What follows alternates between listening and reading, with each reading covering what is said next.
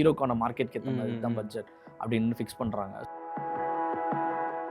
இந்த சீனில் வந்து இந்த ஸ்டார் பண்ணால் ஒரு ப்ராப்பராக இருக்கும் அப்படின்னு ஒரு ஆட்டிடியூட், அதுவும் ஆக்டர் அர்ஜுன் தாஸ் நீங்கள் சொல்லி கன்வே பண்ணி பண்ணுறப்போ அவருக்கு சொல்ல மாட்டோம் நம்ம.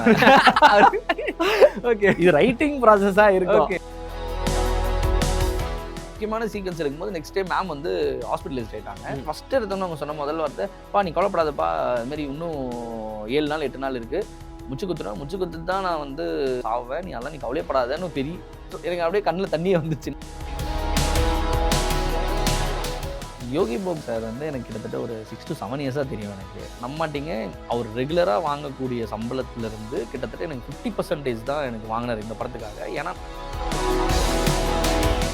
அவர் மேலே நிறைய அலிகேஷன் சில பேர் வச்சுக்கிட்டு இருப்பாங்க. அவர் வந்து இவ்வளோ காசு வாங்குறாரு, இவ்வளோ பண்ணுறாரு, படம் டேட் கொடுக்க மாட்டேறாங்க அப்படின்ட்டு. அவர் பிகினிங்கில் ஒரு 6-7 இயர்ஸ் பிஃபோர் நடந்த விஷயத்த அந்த டைமில் இருந்தவங்கெல்லாம் இன்னைக்கு பெரிய ஆட்களாக இருக்காங்க. அவங்கெல்லாம் தான் கொடுக்குற அலிகேஷன் இது.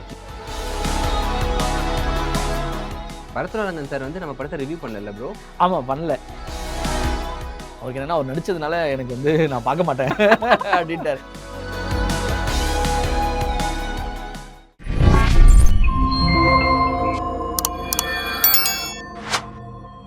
ப்ரோவோக் டிவி நேயர்கள் அனைவருக்கும் உங்கள் தனுஷின் அன்பான பணிவான வணக்கம். Welcome to my show. இன்னைக்கு என் கூட யார் இருக்காங்கன்னு பார்த்தீங்கன்னா, இப்போ தியேட்டர்ஸ்ல ரொம்பவே சக்ஸஸ்ஃபுல்லாக போயிட்டு இருக்க கான்சிட்டி படத்தோட டேரக்டர் ஹரிஷ். வணக்கம் ப்ரோ. ஹரிஷ் துரைராஜ், எப்படி இருக்கீங்க? நல்லா இருக்கேன், சூப்பராக இருக்கேன். நீங்கள் எப்படி இருக்கீங்க? ரொம்ப சந்தோஷமா இருக்கேன். So happy. உங்களுடைய ஃபர்ஸ்ட் படம் 11 இயர்ஸ் ஆஃப் ஹார்ட் ஒர்க் அப்புறம் written and directed by Harish Durairaj அப்படின்னு பார்க்குறப்போ அந்த ஃபீல் ஃபர்ஸ்ட் எப்படி இருந்துச்சு? கண்டிப்பாக ரிட்டன் அண்ட் டைரக்டட் பைன்னு ஃபஸ்ட்டு டைம் நம்ம ஸ்க்ரீனில் பார்க்கும்போது ரொம்ப எமோஷ்னலாக தான் இருந்துச்சு ஆக்சுவலாக. ஏன்னா உங்களுக்கு தெரியும், நான் நிறைய பேர் இந்த ஃபீல்டுக்குள்ளே வராங்க ஆக்சுவலி. ஸோ எல்லாராலையுமே அந்த ரிட்டன் அண்ட் போய் பார்க்க முடியாமல் இன்னும் 50 வயசு 60 வயசு ஆகியுமே ட்ரை பண்ணிட்டு இருக்கவங்க இருக்காங்க. ஸோ அது நிறைய அசிஸ்டன்ட் டைரக்டர்ஸ் இருக்காங்க. இப்போ என்னுடைய கான்டாக்ட்ஸில் எடுத்துட்டிங்கன்னா கிட்டத்தட்ட ஒரு 100-150 பேர் கிட்ட இருக்காங்க. ஸோ எல்லாருமே படம் பண்ணிட்டாங்களான்னா ரொம்ப ரேர் தான். எனக்கு அது ரொம்ப வருத்தமாக தான் இருக்கும். ஒரு ரொம்ப மினிமலாக பார்த்தீங்கன்னா ஒரு 10 பேர் தான் படம் பண்ணியிருக்காங்க. ஸோ நிறைய பேர் குவிட் பண்ணிட்டாங்க. ஃபினான்ஷியல் பிரச்சனைகள், அப்புறம் வீட்டில் இருக்க பிரச்சனைகள்லாம் போயிருக்காங்க. ஸோ கன்சிஸ்டன்சி அண்ட் குவிட் பண்ணாமல் நம்ம தொடர்ந்து அந்த வேலையை செய்யும் போது அது கண்டிப்பாக கிடச்சிருங்கிறது தான்.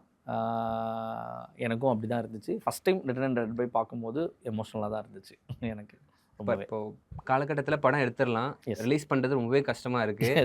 அது ப்ராப்பர் ரிலீஸ் டேட்டு அப்படின்னு நிறைய ப்ராசஸ், பிஸ்னஸ் அப்படின்னு நிறைய இருக்குது. ஸோ இந்த ப்ராசஸ் எல்லாத்துக்காக தான் நீங்களே ப்ரொடியூஸ் பண்ணி நீங்களே ரிலீஸ் பண்ணிட்டீங்களா, இல்லை நீங்கள் கதை சொல்ல போகிறப்போ யாருமே அக்செப்ட் பண்ணலையா, இல்லை இந்த கதை எப்படி ஒர்க் ஆகும் அப்படின்னு இருந்துச்சா? ப்ரொடியூசர் ஆக காரணம் ப்ரோ? நான் வந்து 2015 வந்தேன். நியர்லி கார்த்திக் நரேனுடைய அசிஸ்டன்ட் டைரக்டர் ஃபார்மர். ஒரு நியர்லி ஒரு 5 to 6 ஃபிலிம்ஸ் அவர்கிட்ட ஃபார்மர் ஏடியா ஒர்க் பண்ணிவிட்டு ஒரு 2 இயர்ஸ் பேக் 2022 ஒரு படம் வந்து ஈபியாக ஒர்க் பண்ணுறதுக்கான ஒரு ஆப்பர்ச்சுனிட்டி கிடச்சிச்சு. அந்த படம் பார்த்தா திடீர்னு சக்ஸஸ்ஃபுல்லான படம் ஆயிடுச்சு. ஒரு படம் சக்ஸஸ் ஆன உடனே என்ன நடக்கும்னா டக்குன்னு ஒரு 3 படம் 4 படம் நடந்துருச்சு. 4 படமும் சக்ஸஸ்ஃபுல் ஃபிலிமாக ஆனதுனால ஸோ எனக்கு ஈபின்றது ஒரு ஆக்சிடெண்ட்டாக நடந்த விஷயந்தான். பட் நான் லவர் அந்த படங்கள் தானே ப்ரோ? ஆமான்னு வச்சுக்கோங்களேன். ஸோ என்னென்னா நமக்கு அசிஸ்டன்ட் டைரக்டர் தான் மெயின். ஸோ ஈபிக்கும் கோ டைரக்டருக்கும் பெரிய வித்தியாசம்லாம் இல்லை. கோ டைரக்டர் ரிக்வயர்மெண்ட் கொடுக்குறாரு, ஈபி அக்செப்ட் பண்ணுறாரு. இந்த படம் நான் தான் ப்ரொடியூசர்ன்றத மீறி 3 கோ இன்வெஸ்டர்ஸ் இருக்காங்க எனக்கு. அவங்ககிட்டையும் எப்படி ப்ரொடியூசர்கிட்ட போய் கதை சொல்லி ஓகே பண்ணி பிச்சிங் பண்ணுற ப்ராசஸ் மாதிரி அவங்ககிட்டையும் இந்த கதையை நரேட் பண்ணி ஃபுல் நரேஷன் கொடுத்து அதுக்கப்புறம் அவங்ககிட்டேருந்து காசும் வாங்கி அதுக்கு முடிஞ்ச அளவுக்கு நம்ம எப்படி இந்த படத்து மூலியமாக கொடுக்குறேன்றது எல்லாமே கேரண்டி பண்ணி தான். ப்ரொடியூஸ் பண்ணுறதுக்கு முன்னாடி லைக் ஏதாச்சும் ப்ரொடக்ஷன் ஹவுஸில் பிச் பண்ணிங்களா? பிச் பண்ணி அவங்க ஏதாச்சும் நோ சொல்லி அதுக்கப்புறம் நீங்கள் எடுத்த முடியுமா ப்ரோ? இல்லை ஒரு ப்ரொடக்ஷனில் நான் கிட்டத்தட்ட ஒரு 1.5 இயர்ஸாக இந்த படம் பண்ண வேண்டியது. பட் வேறு ஒரு சில காரணங்களால் பண்ண முடியலை. அதுக்கப்புறம் இன்னும் ஒரு 2-3 ப்ரொடக்ஷனில் பண்ண வேண்டிய சுச்சுவேஷன் இருந்துச்சு. அதுவும் நடக்கலை.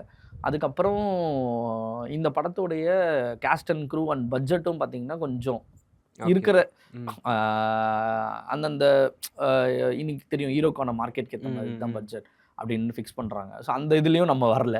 ஸோ அப்படின்னும் போது எனக்கு இந்த படத்துடைய ஓரளவுக்கு பிஸ்னஸ் என்னன்னு தெரிஞ்சுட்டு சரி ஓகே அந்த பிஸ்னஸ் அமௌண்ட்டுக்கு படம் பண்ணலாம் அப்படிங்கிறது தான் பிளான் பண்ணேன். அப்படி தான் இந்த படத்தை நானே ப்ரொடியூஸ் பண்ண வேண்டிய நிலைமை இருந்துச்சு. ஏன்னா யாரும் இதை புரிஞ்சிக்க மாட்டாங்கங்கிற ஒரு விஷயம் இருந்துச்சு. அதை நானே தான் எடுத்து பண்ணி இன்றைக்கி சக்ஸஸ்ஃபுல்லாக படம் ரிலீஸ் ஆயிருக்கு. அர்ஜுன் தாஸ் வந்து அதுக்கு முன்னாடி அவரோட மார்க்கெட் வந்து எப்படி இருந்துச்சுன்னு நமக்கு தெரியாது. பாம் ஆமா. படம் சரியா போகல. அது ஆமா. காஸ்ட் கொஞ்சம் டிஃப்ரெண்ட்டா இருந்திருந்தா மேபி நல்லா இருக்கும் அப்படின்ற கிரிட்டிசிசம் வந்துட்டு இருந்துச்சு. ஸோ இதுவும் கிட்டத்தட்ட அந்த மாதிரி தான். அவருடைய ஜோன்ல இல்லாம ஒரு சட்டிலான ஒரு கேரக்டர் அந்த ஜோன்ல தான். ஸோ அதை பிலீவ் பண்ணி இவ்வளோ ஒரு மவுண்ட் பண்ணி பெருசா ஒண்ணு பண்ண அந்த தைரியம் எப்படி ப்ரோ இருந்துச்சு? அந்த பாம் சரியா போகல. அதுக்கப்புறம் இது நடக்குதுன்றப்போ நீங்க எப்படி கால்குலேட் பண்ணீங்க? உங்களுக்கு என்ன தோணுச்சு அப்போ? கன்டென்ட் தான் ப்ரோ கிங்குன்னு சொல்லுவாங்க ஆக்சுவலாக. கரெக்டான கதைகள் இருக்கும்போது அந்த படம் கரெக்டாக மவுண்ட் ஆகிடும். அந்த படத்தை கண்டிப்பாக ஆடியன்ஸ் சப்போர்ட் பண்ணுவாங்க. இது வரைக்கும் நான் ப்ரீவியஸ் ஃபிலிம்ஸ் எல்லாமே ஒர்க் பண்ணுற படங்கள் எல்லாமே பார்த்தீங்கன்னா கன்டென்ட் தான் வந்து கிங்காக இருந்திருக்கு ஆக்சுவலாக. ஸோ இந்த படமும் கதையை நம்பி எடுத்த படம் தான். ஸோ அந்த கதைக்குள்ளே கரெக்டான கேஸ்டிங் இருக்கும்போது அந்த அந்த ப்ரீவியஸ் ஃபிலிமோகிராஃபியோ ப்ரீவியஸ் மார்க்கெட்டை நம்ம பார்க்க வேண்டிய அவசியம் இல்லைன்னு தோணுது. ஸோ நம்ம வச்சிருக்க கதைக்கு அவர் கரெக்டான கேஸ்டிங்காக இருந்தாருன்னா அந்த படம் கரெக்டாக போய் சேர்ந்துடும். ஸோ அப்படி தான் இந்த படம் நான் எடுத்த டிசிஷன் ஆக்சுவலாக. இந்த படத்துக்கு எனக்கு அர்ஜுன் தாஸ் தான் கரெக்டாக இருப்பாருன்றதுல ரொம்ப ஸ்டப்பனாக தான் இருந்தேன் நான் ஆக்சுவலாக. அண்ட் நீங்கள் படம் பார்த்து முடிச்சுட்டு நிறைய நல்ல விஷயங்களும் கேள்விப்பட்டிருப்பீங்க. கொஞ்சம் கிரிட்டிக் சைடும் வந்து சில விஷயங்கள் நெகட்டிவாகவும் சொல்லியிருப்பாங்க. அது உங்களுக்கு முரணாக இருந்த விஷயங்கள் ஏதாச்சும் இருக்கா ப்ரோ? லைக் இது நான் அக்செப்ட் பண்ணிக்க மாட்டேனே, இது சொல்லியிருக்க வேண்டாமே அப்படின்னு ஏதாச்சும்? அப்படிலாம் இல்லை பிரதர். நீங்கள் எனி ஃபிலிம் எடுத்துக்கிட்டிங்கனாலுமே கண்டிப்பாக கிரிட்டிசிசம் இருக்கும். அதை நம்ம வந்து வேலிடாக இருந்தால் எடுத்துக்கிட்டு அடுத்த படத்தில் சரி பண்ணிடுறது தான். ஸோ நம்ம ஜஸ்ட் ஒரு பாயிண்ட் தான். உங்களுக்கு தெரியும் எல்லாம் தெரிஞ்செல்லாம் நம்ம படம் எல்லாரும் அமெச்சூர் கிட்ஸ் தான். ஃபர்ஸ்ட் ஃபிலிம் வந்து படம் பண்ணுறோம், பயத்தில் தான் படம் பண்ணுறோம். ஸோ அந்த படம் கிளிக் ஆகும்போது 100% ஒரு சில பேருக்கு ஒர்க் ஆகிடும். ஒரு சில பேருக்கு வந்து 70-30 ஒர்க் ஆகும், 80-20 ஒர்க் ஆகும். எனக்கு 80-20 ஒர்க் ஆகிருக்கு சரிங்களா. அந்த 20% ஆமாம். இப்போ நீங்கள் அந்த 20% இருக்கிற கிரிட்டிசிசத்தை நம்ம எடுத்துக்கிட்டு அதை அடுத்த படத்துக்கு இன்னும் பெருசாக வேலைகள் போடும்போது அது பெட்டர் தானே. நமக்கு லைஃப் அப்படி தானே இருக்கும். எடுத்தோடனே எல்லாம் கொடுத்துட்டா நல்லாவும் இருக்காது இல்லை. Super bro. அண்ட் இத்தனை வருஷம் ஜேர்னி ஆஃப் இந்த சினிமாவில் நீங்கள் நிறைய வெல்விஷர்ஸ் இருந்திருக்கும். உங்களுக்கு வந்து நிறைய பேர் இன்ஸ்பிரேஷனாக இருந்திருப்பாங்க. இவங்க படங்கள் பார்த்து வளர்ந்துருப்போம். ஸோ அந்த மாதிரி இந்த படம் பார்த்துட்டு அவங்க சொன்ன ரிவ்யூ, அவங்க சொன்ன உங்களுக்கு ரெஸ்பான்ஸ் ரொம்பவே மகிழ்ச்சியாக இருந்த ரெஸ்பான்ஸ் ஏதாச்சும் இருக்கா? லோகேஷ் கனகராஜ் சார் படங்கள் பார்த்தும் வந்திருப்போம் நம்ம சரிங்களா. நெல்சன் சார், இப்போ நீங்கள் அட்லி சார் எடுத்துக்கோங்க, இப்போ சங்கர் சார், ஏர் முருகதாஸ் சார், இப்போ நான் வரும்போது நாளை இயக்குனர் batch. So Karthik Subbaraj sir, அப்புறம் நலன்குமாரி சாமி சார், எச் வினோத் சார்லேருந்து இவங்க படங்கள் எல்லாமே பார்த்துட்டு வந்திருக்கோம். ஸோ நமக்கு இண்டஸ்ட்ரியிலேருந்து ஆல்மோஸ்ட் ஒரு 20-30% எல்லாருமே கால் பண்ணாங்க. ஸோ படம் சூப்பராக பண்ணியிருக்கீங்க அப்படின்னு சொல்லிட்டு இப்போ கூட விஷ் பண்ணிட்டுருக்காங்க. ஸோ அது இப்போ அவங்ககிட்டேருந்து அந்த ஒரு பாராட்டை வாங்குறதுக்கு தான் ஒரு படமே பண்ணுறோம். அவங்க அதை பாராட்டும் போது அது ரொம்ப நீங்கள் ஒரு கண்டென்ட் ஒரு ஸ்கிரிப்ட் ஒன்று யோசிக்கிறப்போ அதை நம்ம எந்த விதத்தில் வேணால் ப்ரெசென்ட் பண்ணலாம். அதை வந்து நம்ம ஜாலியாக ப்ரெசென்ட் பண்ணலாம், இல்லை கொஞ்சம் க்ரைம் த்ரில்லராக ரொம்ப சீட் எட்ஜாக அந்த மாதிரி கூட ப்ரெசென்ட் பண்ணலாம். இந்த ஜானரை நீங்கள் வந்து எப்படி வேணாலும் ப்ரெசென்ட் பண்ணியிருக்கலாம். அது ஒரு காமெடியாக ஜாலியாக ப்ரெசென்ட் பண்ணும் அப்படின்ற தாட் எப்படி ப்ரோ வந்துச்சு? வலியாக சொல்லாமல் அதை கொஞ்சம் ஜாலியாக சொன்னீங்கன்னா ஏற்றுக்குவாங்க. ஆக்சுவலாக நீங்கள் அந்த பெயினாக சொன்னீங்கன்னு வச்சுக்கோங்களேன், சம்டைம்ஸ் ஆல்ரெடி அவனே பிரச்சனையில் இருப்பான். தெரியும் நிறைய பேர் ஸ்ட்ரெஸ்ல இருக்காங்க, பல போராட்டத்தில் இருக்காங்க. ஸோ அதனால் முடிஞ்ச அளவுக்கு ஃபஸ்ட்டு 30 மினிட்ஸ் அந்த பெயினை வச்சுக்கிட்டேன். அந்த 30 மினிட்ஸ்க்கு அப்புறம் டேக் ஆஃப் ஆச்சுன்னா உங்களுக்கு கம்ப்ளீட்டாக என்டர்டெய்னிங்காக தான் போகும். டில் கிளைமேக்ஸ் வரைக்கும் உங்களுக்கு வந்து நிற்காது. அப்படியே ஒரு ரோலர் கோஸ்டர் ரைடு மாதிரி போயிட்டே இருக்கும். அதை தான் நான் ப்ரெசென்ட் பண்ணணும்னு ட்ரை பண்ணேன். அது நல்லாவே ஆக்சுவலாக ஆடியன்ஸ் வந்து ரிசீவ் பண்ணிக்கிட்டாங்க. ஆக்சுவலாக தேட்டரில் போய் உட்காரும் போது எல்லா தேட்டர்லையுமே நல்ல ரெஸ்பான்ஸ், கை தட்டி கிளாப் தட்டி விசில் அடித்து ஒரு ரெஸ்பான்ஸ் கொடுக்குறதெல்லாம் ஒரு பெரிய ஹீரோக்கு கொடுக்குற ரெஸ்பான்ஸ் மாதிரிலாம் இருந்ததை பார்த்தேன் நான். ஆக்சுவலாக இப்போ ரஜினி சார் சீன்லாம் வரும்போதெல்லாம் கிளாப்ஸ் இருந்துச்சு. அது எனக்கு ரொம்ப நல்லாவே ரிசீவ் பண்ணி நாங்கள் என்ன பிளான் பண்ணோமோ அதை நல்லாவே ரிசீவ் பண்ணிக்கிட்டாங்கன்ற மாதிரி தான் இருந்துச்சு. சூப்பர். அந்த மிமிக்ரி பண்ணுற சீன்ஸ் எல்லாத்துக்குமே அதுக்குமே வந்து நல்ல ரெஸ்பான்ஸ் இருந்துச்சு. ஓரளவே நீங்கள் பிளான் பண்ண அந்த ஹை மூமெண்ட்ஸ்க்கு எல்லாத்துக்குமே நல்லா இருந்துச்சு. இது எப்படி ஒர்க் ஆகும்னு நான் பார்க்குறேன்னா, ரைட்டிங் எப்போ ப்ராப்பராக இருக்கோ, பெரிய ஹீரோவாக இருந்தாலும் அந்த ஸ்கிரிப்டில் அந்த ரைட்டிங் பக்காவாக இருந்துச்சுன்னா ஃபஸ்ட் டைம் நடிக்கிறாங்கன்னா கூட அப்போ ஒரு ஆடியன்ஸ் ஒரு எலிவேஷன் நடக்கும். ஸோ அதுக்கு காரணம் அந்த ரைட்டிங் ப்ராப்பராக இருந்துச்சு. அந்த ரைட்டிங் ப்ராசஸ் பற்றி சொல்லுங்கள். எத்தனை டிராஃப்ட் கழிச்சு இந்த ஒரு டிராஃப்ட் பக்காவாக கான்சிட்டி வந்துச்சு? இது 9th டிராஃப்ட்னு நினைக்கிறேன் ஆக்சுவலாக. ஸோ எப்போவுமே நான் எழுதும் போதே வந்து முடிஞ்ச அளவுக்கு ஸ்டார்ஸை மைண்டில் வச்சு எழுதுவேன். ஆக்சுவலாக ஸ்டார்ஸ்னா இப்போ நம்ம பிடிச்ச ஸ்டார்ஸ் இருப்பாங்கல்ல, அவங்கள தான் வந்து ப்ரோட்டகனிஸ்டாக சரவணா கேரக்டரை வந்து யாரை மைண்டில் வச்சு எழுதணும். இப்போ எனக்கு விஜய் சார் பிடிக்குன்னா விஜய் சார் ஒரு சீனில் விஜய் சார் இருப்பார், ஒரு சீனில் ஓகே. அஜித் சார் இருப்பார், ஒரு சீனில் பார்த்தீங்கன்னா ரஜினி சார் இருப்பார், சூர்யா ஓகே. சார் இருப்பார், விக்ரம், நானி சார்லாம் வருவாங்க. ஒரு சீன் ஒருத்தங்க எல்லாரும் வந்திருக்காங்களா ப்ரோ? எல்லாரும். இந்த சீன்ல இந்த சீனில் பார்த்தீங்கன்னா நீங்கள் இவரோட ஆட்டிடியூட் கேரி பண்ணுற மாதிரி இருக்கும். ஓகே. ஸோ இந்த சீனில் ம். பார்த்தீங்கன்னா அவர் நடந்து வரும்போது 48 ஃப்ரேம்ஸில் வந்து இந்த மாதிரி வரணும் ம், அப்படின்ற ம். மாதிரி இருக்கும். ஏன்னா எனக்கு தெரியும் ஃபஸ்ட்டு ஃபிலிம் வந்து டெபியூட் பண்ணும்போது ஸோ நமக்கு வந்து யாரை வச்சு நம்ம படம் பண்ணுவோன்றதுல ஒரு நல்ல ஒரு கிளாரிட்டி இருந்துச்சு. ம். ஆனால் அதுக்காக நான் வந்து அவங்களுக்காக படம் பண்ணக்கூடாது. ம், ம். ஸோ நான் வந்து நான் ஸ்டாரை வச்சு படம் பண்ணாலும் நான் ஸ்டாரை மைண்டில் வச்சு தான் எழுதியிருக்கேன். இவர் பர்ஃபார்ம் பண்ணும்போது கண்டிப்பாக அந்த ஸ்டாருக்கான ஃபீல் கொடுத்துடணும் அப்படிங்கிறது தான். அதுதானே ரைட்டராக நமக்கு பேர் கொடுக்கும் ஆக்சுவலாக. புதுசா இருக்கும் அது கேட்குறப்ப. நம்ம ஒரு ஸ்டார் இந்த சீன்ல வந்து இந்த ஸ்டார் பண்ணா ஒரு ப்ராப்பரா இருக்கும் அப்படின்ற ஒரு ஆட்டிடியூட், அதுவும் ஆக்டர்ட்ட அஜிந்தாஸ் நீங்க சொல்லி கன்வே பண்ணி பண்றப்போ அவருக்கு சொல்ல மாட்டோம் நம்ம. ஓகே. இது ரைட்டிங் ப்ராசஸா இருக்கும். Okay. அவர்ட்ட சொன்னீங்கன்னா அவ்வளவுதான் இல்லையா? அவருக்கு தெரியாது. இப்பவே Okay. இன்டர்வியூ பார்த்தா தான் அவருக்கே தெரியும். ஓ Okay. இப்படிலாம் எழுதியிருக்கானா அப்படின்னு. வடிவுக்கரசி அம்மாவும் அவங்களுடைய கேஸ்டிங்கே பக்காவா இருந்துச்சு. அவங்கள நம்ம நிறைய டெரரா பார்த்துருக்கோம், சில சம்டைம்ஸ் ஃபன்னாவும் பார்த்துருக்கோம். இதுல வந்து அவங்கள பார்த்து அவங்களுக்கும் யோகி பாபு ஒரு காம்பினேஷன் பார்க்குறப்பே வந்து அவுட். அந்த செட் எப்படி ப்ரோ பண்ணீங்க? யோகி பாபு சாருக்கு வடிவுக்கரசி அம்மா பையனா இருக்கணும் அப்படின்ற இது எப்படி ஜாயின் பண்ணீங்க? யோகி பாபு சார் அவர் தான் மைண்ட்ல வச்சு எழுதுனேன். ம். வடிவரசி அம்மா கேஸ்டிங் மட்டும் ஊர்வசி அம்மா மைண்ட்ல வச்சு எழுதுனேன். அப்புறம் டேக் ஆஃப் ஆகிற டைமில் என்ன நடந்துச்சுன்னா டீமை டிஸ்கஸ் பண்ணும்போது ஊர்வசி அம்மா வேணாம், முடிஞ்ச அளவுக்கு ஸ்டீரியோ டைப் கேஸ்டிங்கை அவாய்ட் பண்ணுவோம் நாங்கள் ஆக்சுவலி. ஸோ ஆல்ரெடி பண்ணவங்க பண்ணிடக்கூடாது. ஏன்னா இப்போ ஊர்வசி அம்மா பண்ணியிருந்தாங்கன்னா கண்டிப்பாக இவங்க வந்து ஸ்கோர் பண்ணுவாங்கன்னு எல்லாருக்கும் தெரியும், நம்பி உள்ள வருவாங்க ஆக்சுவலாக. வடிவரசி அம்மா பண்ணுவாங்கன்னு யாருக்குமே தெரியாது. ஸோ அதுதானே சர்ப்ரைஸ் கொடுக்கும் ஆக்சுவலாக ஆடியன்ஸுக்கு. இப்போ நீங்கள் நினச்சி வந்திருக்க மாட்டீங்க வடிவரசி அம்மா இதை பண்ணுவாங்கன்ட்டு. இப்போ நீங்கள் அர்ஜுன் இதெல்லாம் பண்ணுவாருன்னு நீங்கள் நம்பி வந்திருப்பீங்களா? மாட்டீங்க. கரெக்டுங்களா? அப்படிதான் நான் இந்த எழுதும் போதே இருந்துச்சு. நெக்ஸ்ட் காஸ்டிங்குள்ள போகும்போது அந்த சர்ப்ரைஸை கொடுக்கணும் படத்துக்குள்ள வரவங்களுக்குன்னு. அது நல்லாவே ஒர்க் ஆயிருக்கு. வடிவரசி அம்மா பார்த்தீங்கன்னா ஒரு 300 to 350 ஃபிலிம்ஸ் பண்ணியிருக்காங்க. பயங்கர அண்டர்ரேட்டட் ஆர்டிஸ்ட், பயங்கர டெடிகேட்டிவ். அவங்க வந்து என்னன்னா பயங்கர வெர்சடைலான ஒரு ஆக்டர் ஆக்சுவலாக.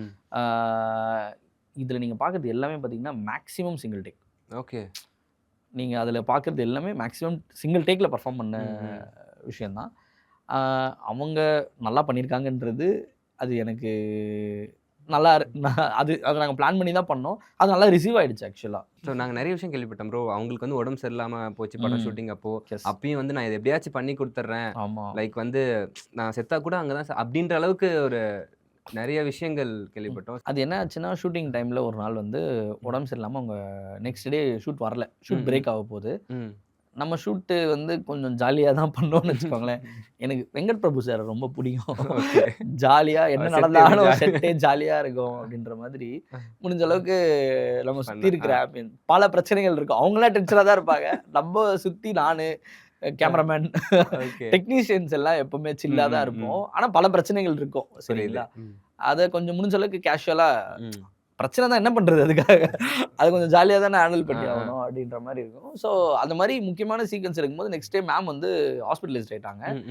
அப்போலோவில் நாளைக்கு ஷூட் வர முடியாதுன்னாங்க. அப்போ செட் வந்து இருந்துச்சு. செட்டை வந்து நாங்கள் முடிஞ்ச அளவுக்கு இருக்கிற போர்ஷன்ஸ் எல்லாம் கவர் பண்ணிவிட்டு அவங்களோட பிளாக்ஸை மட்டும் ஸ்டாப் பண்ணிவிட்டு சார் மறுபடியும் பண்ணிக்கலாம் அப்படின்னு சொல்லிட்டு. அப்போ நான் அப்போலோ போய் மீட் பண்ணும்போது அவங்க வந்து அவங்க உடம்பு சரியில்லைன்னா மீட் பண்ணி ஆகணும் இல்லைங்களா.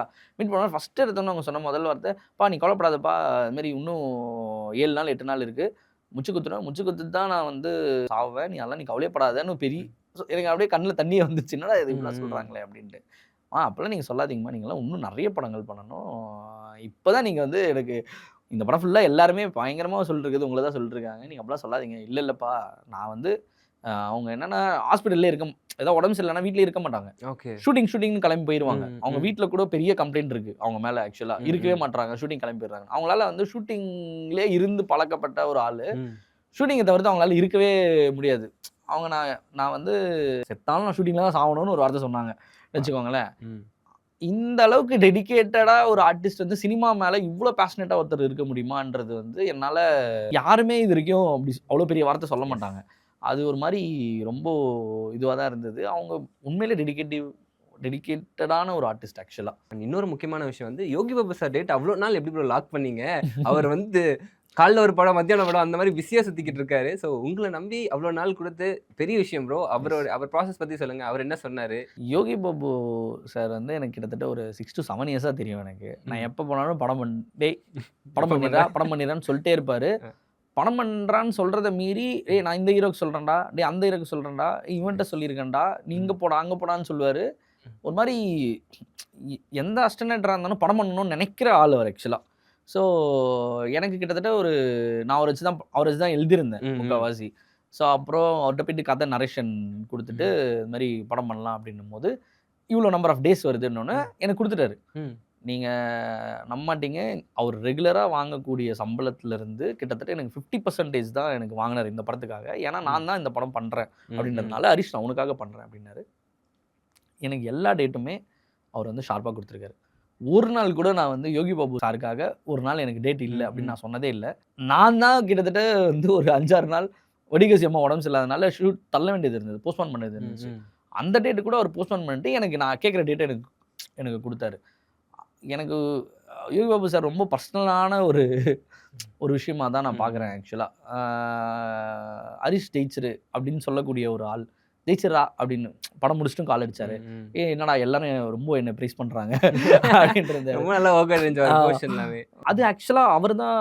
நீங்கள் பார்த்தீங்கன்னா ஜென்ரலாக அவர் பயங்கரமான ஒரு கேரக்டர் ஆர்டிஸ்ட். ஆக்சுவலாக இந்த படத்தில் நான் என்ன வச்சேன்னா, அவர் வந்து பயங்கரமான ஒரு கேரக்டர் ரோல் ப்ளே பண்ணணும் அப்படிங்கிறது தான். படம் ஜஸ்ட் காமெடியன் கிடையாது. அவரால் வந்து சிரிக்க வைக்கவும் முடியும், அழுவ வைக்க முடியும், ஸோ சிந்திக்கவும் முடியும். எல்லா விதமான அவரும் ஒரு பெரிய வசட்டையிலான ஒரு ஆக்டர் தான். நான் முடிஞ்ச அளவுக்கு இந்த படத்தில் அவரோட எல்லா ஷேட்ஸும் காட்டணும்னு நினச்சேன் ஆக்சுவலாக. அப்போ தான் நமக்கு இருக்கும் இல்லையா, சும்மா அவரை வச்சுக்கிட்டு ஒரு காமெடி பண்ணுற அந்த மாதிரி இல்லாமல் ஒரு கேரக்டர் கரெக்டாக கொடுக்கணும்னு இருந்தால் அது நல்லாவே நிறைய பேர் ப்ரைஸ் பண்ணியிருந்தாங்க. யோகி பாபு சாருக்கும் அதுக்கப்புறம் வடிகசி அம்மாவுடைய கெமிஸ்ட்ரி நல்லா ஒர்க்காக இருந்துச்சுன்னு சொன்னாங்க. ஸோ அது நல்லாவே ரிசீவ் ஆகிருக்கு. அவர் அழுகிற இடம்லாம் எங்களுக்கும் அழுக வந்துச்சு அப்படின்னு சொன்னாங்க. அதை கேட்கும் போது எனக்கு கொஞ்சம் பெட்டராக தான் ஃபீல் ஆச்சு ஆக்சுவலாக. ஸோ ஓகே பண்ணது கரெக்டாக ரிசீவ் பண்ணியிருக்காங்க அப்படிங்கிறது. எஸ், யோகி பாபு சார் நிறைய ஸ்டேஜில் சொல்லியிருக்காரு, லைக் வந்து நான் அசிஸ்டன்ட் எல்லாத்தையுமே படம் பண்ணுங்களா நான் பண்ணுறேன் அப்படின்னு சொல்லுவாங்க. அது நீங்கள் சொல்கிறப்போ அது இன்னும் கரெக்டாக இருக்குது. அண்ட் அவர் மேலே நிறைய அலிகேஷன் சில பேர் வச்சுக்கிட்டு இருப்பாங்க. அவர் வந்து இவ்வளோ காசு வாங்குறாரு, இவ்வளோ பண்ணுறாரு, படம் டேட் கொடுக்க மாட்டிருக்காங்க அப்படின்ட்டு. ஆனால் அது எதுவுமே கிடையாது. நீங்கள் சொல்கிறப்போ அது எல்லாமே வந்து போயின்ற மாதிரி தான் தெரியுது. அது என்னன்னா, அவருடைய பிகினிங் பீரியடில் ரொம்ப பீக் டைம் இருந்த பீரியடில் இந்த டேட்ஸ் இந்த மாதிரி விஷயங்கள்லாம் நானுமே அவர்கிட்ட கேட்டிருக்கேன், கன்சல்ட் பண்ணியிருக்கேன். அவர் பிகினிங்கில் ஒரு 6-7 இயர்ஸ் பிஃபோர் நடந்த விஷயத்த அந்த டைமில் இருந்தவங்கெல்லாம் இன்னைக்கு பெரிய ஆட்களா இருக்காங்க. அவங்க எல்லாம் தான் கொடுக்குற அலிகேஷன் இது ஆக்சுவலா. இன்னைக்கு நான் இதுக்கு முன்னாடி ஒரு 2-3 படம் ஒர்க் பண்ணேன். அவரு கரெக்டாக சொன்ன மாதிரி சொன்ன டேட் எனக்கு கொடுத்துருக்காரு ஆக்சுவலாக. ஸோ அதெல்லாம் ரொம்ப பழைய அலிகேஷனாக தான் நான் பார்க்குறேன். அவர் பர்சனாகவே ரொம்ப நல்லவர் தான் நான் பார்க்குறேன். எனக்கு அவர் ரொம்ப நல்லவராக தான் இருந்திருக்காரு. இல்லைன்னா இந்த படம் நடந்திருக்காது. நீங்கள் இப்போ எப்படி இந்த படம் முடிச்சிங்க அப்படின்னு கேட்டிங்கன்னா, நான் June 16 ஆஃபீஸ் போட்டேன். June 26 படம் ரிலீஸ் ஆச்சு. 1 இயர். நீங்கள் அவரோட டேட் நீங்கள் இந்த படத்தில் எங்கே பார்த்தாலும் அவர் இருப்பார். ஆமாம், எப்படி இருந்தார் அப்படின்னு நீங்கள் கணக்கு போட்டிங்கன்னா அவர் டேட் கொடுக்காம இருக்க முடியாது. கரெக்டுங்களா? கொடுத்தாரு.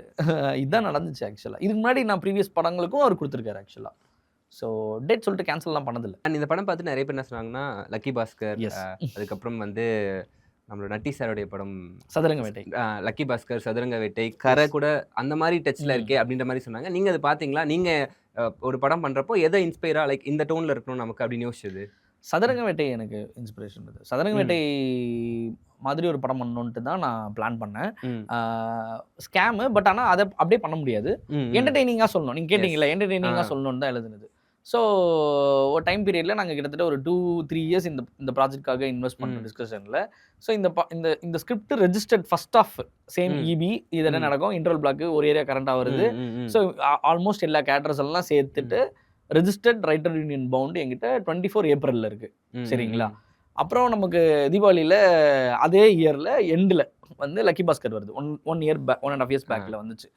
போய் பார்த்தா அதில் இருக்கக்கூடிய ஒரு சிமிலர் ஐடியா நமக்கு படத்தில் இருக்குது. என்னென்னா இது மாதிரி அது பேங்க்லேருந்து ரொட்டேஷன் எடுக்கிறது, இது இபிலேருந்து எடுக்கிற, இது 2 தான் சிமிலாரிட்டி. எங்களுக்கும் நான் பார்க்கும்போது இருக்கிற ஒரு ஏமாற்றம் இருந்துச்சு. என்னடா இது நம்ம ஒன்று பண்ணது அதே மாதிரி வந்துருச்சு அப்படிங்கிற ஒரு விஷயம். இது எனக்கு மட்டும் இல்லை, நிறைய பேருக்கு நடக்கும். நான் ஒரு பயங்கரமாக ஒரு கதை வச்சிருக்கேன்டா அப்படின்னு சொல்லிட்டு என் ஃப்ரெண்ட் எடுத்து வருவா. சூப்பரா அப்படி சொல்லி முடிச்சுட்டு அடுத்த வாரம் நான் போய் தியேட்டர்ல பார்த்தா, டேய் நீ சொன்னது அப்படியே வருதுடா அப்படின்ட்டு நான் சொல்லியிருக்கேன். கடைசியில் நமக்கே அது வந்து நடக்கும் அப்படின்னு ஒண்ணு இருக்கு இல்லையா? அப்புறம் நான் அங்க வந்துட்டு டீமா டிஸ்கஸ் பண்ணும்போது அதுவும் இதுவும் அந்த ரொட்டேஷன் மட்டும் தான் சிமிலர் தவிர கம்ப்ளீட்டா வேற. அது பேங்க், இது இபி. கம்ப்ளீட்டா உங்களுக்கு இருக்கக்கூடிய விஷயங்கள் அது இல்லாம அதுல ஒரு ஸ்கேமை வச்சு ஒரு படமே எடுத்திருப்பாங்க.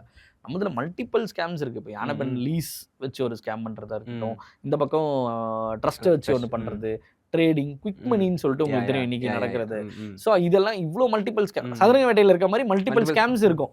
அதை என்டர்டெய்னிங்காக ப்ரெசென்ட் பண்ணியிருப்பாரு அவருமே. எனக்கு அதுவும் இதே மாதிரி கொஞ்சம் என்டர்டெய்னிங்காக ஜாலியாக ப்ரெசென்ட் பண்ணோம். ஒரு ஃபேமிலி, ஒரு பையன் தொலைஞ்சிட்டானா இல்லையான்றது தான் கதை. அந்த தொலைஞ்சவனை கண்டுபிடிச்சாங்களா இல்லையான்றது தான் கதையே. சிம்பிளான ஒரு கதை தான். இதுக்கு நடுவில் நம்ம கொடுக்குற ஸ்க்ரீன் பிளே முடிஞ்ச அளவுக்கு எப்படி புதுசாக ப்ரெசென்ட் பண்ண முடியும்.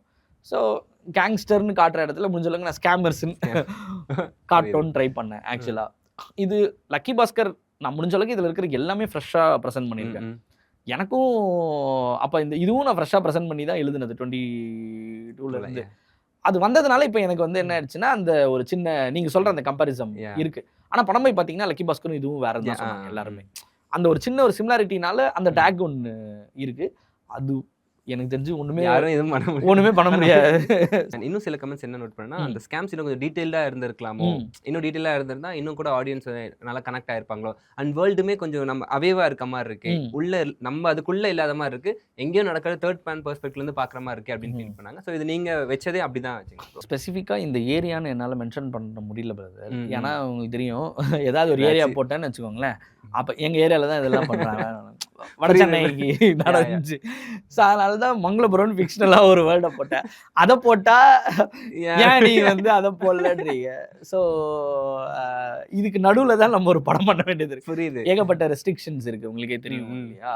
ஸோ அதனால கான் சிட்டின்னு போட்டுட்டு, ஸோ அதில் பார்க்கக்கூடிய அதில் இருக்கிற மனுஷங்க எல்லாமே முடிஞ்ச அளவுக்கு கிரே ஷேட்ஸான கேரக்டராக தான் நான் ப்ரெசென்ட் பண்ணியிருக்கேன். முடிஞ்ச அளவுக்கு அதில் வந்து பண்ணக்கூடாதுன்னு சொல்லியிருக்கேன். பண்ணிங்கன்னா மாட்டிப்பீங்கன்னு சொல்லியிருக்கேன். பண்ணக்கூடாதுன்றதுல ரொம்ப ஸ்ட்ராங்கா அது வந்து படத்துல சொல்லியிருக்கு ஆக்சுவலா. சில பேர் வந்து இந்த மாதிரி ஸ்டார்டிங்ல எடுத்து கடைசியில இப்படி ஒரு மெசேஜை போட்டு முடிச்சிடுறாங்க. நான் மட்டுமா? அதுதான் சொல்றேன்.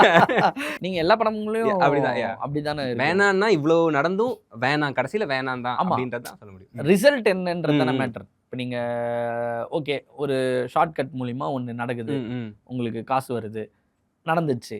பட் அங்கேயே நீங்க ஸ்டாப் பண்ணும்போது பிரச்சனை இல்லை, தொடர்ந்து பண்ணும்போது பல நாள் திருடன் ஒரு நாள் அகப்படுவான் அப்படிங்கிறது தான் இது ஸ்க்ரீன் பிளேவே.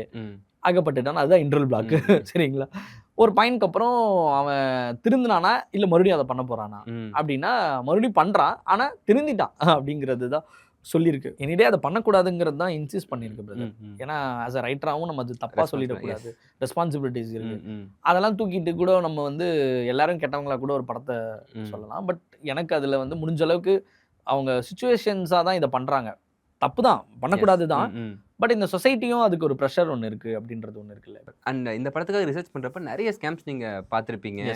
இப்படிலாம் இருக்கா அப்படின்னு ஆச்சரியப்படக்கூடிய ஸ்கேம்ஸ்லாம் இருந்திருக்கும். அந்த மாதிரி நம்ம எல்லாமே இன்கார்பரேட் பண்ண முடியாது. ஸோ ஒரு 3-4 ஸ்கேம்ஸ் வச்சுருக்கீங்க. நீங்கள் இன்கார்பரேட் பண்ண முடியாத சில ஸ்கேம்ஸு பார்த்ததில் என்னப்பா இப்படி இருக்கா அப்படின்னு வியந்த ஸ்கேம்ஸ்லாம் ஏதாச்சும் இருக்கா ப்ரோ? ஸ்கேம்ஸ் வந்து அவ்வளோ இருக்குது ப்ரோ. டிஜிட்டல் அரெஸ்ட்னு ஒன்று இருக்குது, உங்களுக்கு தெரியும் இல்லைங்களா? உங்களுக்கு வந்து நாங்கள் மும்பை கமிஷனர் ஆஃபீஸ்லேருந்து ஆமாம் ப்ரோ, அதை தான் வந்து கொஞ்சம் வந்து வடிகரிசி அம்மா வந்து ஃப்ளைட்டில் இருக்க மாதிரி பண்ணியிருப்போம். நம்புறாங்க, நம்பி காசு கொடுக்குறாங்க அப்படிங்கிறது புக்கே எழுதியிருக்காங்க. இதில் இருக்கிறது எல்லாமே கம்ப்ளீட்டாக வந்து ட்ரூ ஈவெண்ட்ஸ் ஆர்டிக்கலே இருக்கு. இபியில் நடந்தது, உண்மையில ஒருத்தர் பண்ணது, அது இன்னும் வந்து ஆர்டிக்கல்லே இருக்கு, கேஸ் போயிட்டு இருக்கு. லீஸ் நீங்களே இப்போ பார்த்தீங்க கரெக்டுங்களா? அது ஒன்று ஓடிட்டு இருக்கு. இப்போ டோல்கேட் வந்து குஜராத்தில் 80 கோடி அடிச்சாங்க. நான் ஒரு 10 கோடி 3 டோலை தான் ஓன் பண்ணேன். அவனுங்க ஃபேக்காக 1 வருஷம் ரன் பண்ணியிருக்காங்க அந்த டோலை. 1 இயர் அந்த டோலை ரன் பண்ணி 80 கோடி அடிச்சிருக்காங்கன்னா, இப்போ சரி ஓகே 80 கோடி அடிச்சிருக்காங்க. இப்போ அந்த ஊரில் இருக்கிற போலீஸ் ஆஃபீஸருக்கு தெரியலையா, இல்லை எம்எல்ஏக்கு தெரியலையா, கவுன்சிலுக்கு தெரியலையா, மினிஸ்டருக்கு தெரியலையா? அந்த ஒரு ஊருக்கே தெரியாமல் எப்படி அடிக்க முடியும்னு நீங்கள் கேட்டிங்கன்னா நடந்திருக்கு. ஒருத்தன் சூப்பராக எல்லாத்தையும் பைபாஸ் பண்ணிட்டு வந்திருக்கான். அவங்க தான் இவங்க. அந்த கான் ஆர்டிஸ்ட் தான் நம்ம வந்து சொல்றோம். அதை சொல்லும் போது நான் வெறும் இன்ஃபர்மேட்டிவா உங்களுக்கு வந்து சீரியஸாகவும் சொல்ல முடியும் இந்த கதையை.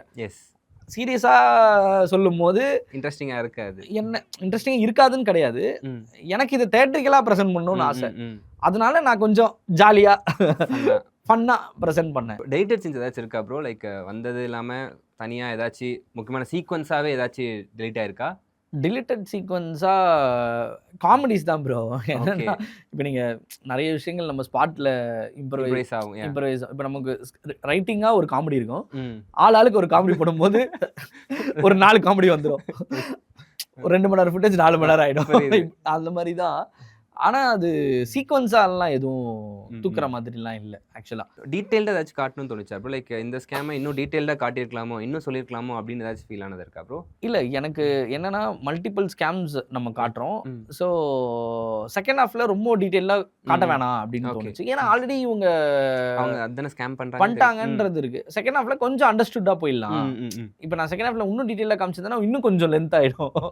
ஸோ அதனால அந்த மாதிரி ஒரு சில கால்ஸ் நாங்கள் எடுத்தோம். இப்போ இருந்துச்சு எப்படின்னா, இப்போ இவர் மினிஸ்டர் வீட்டுக்கு போகிறதுக்கே ஒரு சீக்வன்ஸ் இருக்கும். எப்படி வீட்டுக்கு போனாரு, கீழேருந்து மேலே எப்படி போனார்லாம் இருந்துச்சு. அதெல்லாம் நாங்கள் தூக்கிட்டோம். புரியுதா உங்களுக்கு?